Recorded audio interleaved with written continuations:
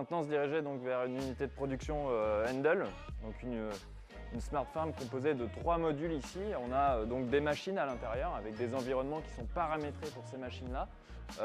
Ici, on a un module qui est composé donc de machines sur la partie supérieure, mais aussi de matériaux donc, sur la partie inférieure, ce qui permet donc de fournir l'ensemble de l'unité de production avec des matériaux qui sont conditionnés correctement et avec donc le respect des caractéristiques de chaque matériau.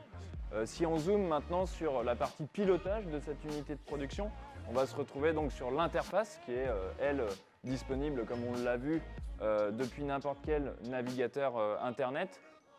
Et on va retrouver donc toute la production qui a été planifiée sur ce hub en question. Donc là, l'intérêt de la solution, c'est de pouvoir exécuter maintenant donc les pics qui ont été programmés.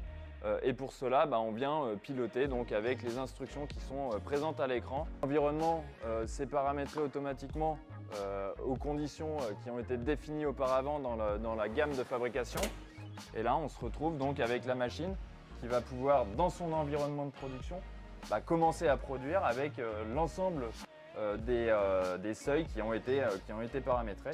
Donc l'avantage de cette solution, c'est que demain, on va pouvoir dupliquer ces hubs de fabrication en respectant les mêmes caractéristiques d'environnement de fabrication, peu importe donc l'environnement dans lequel on sera positionné. Ça peut être dans un environnement comme ici atelier, mais ça peut être aussi dans des environnements qui sont bureautiques.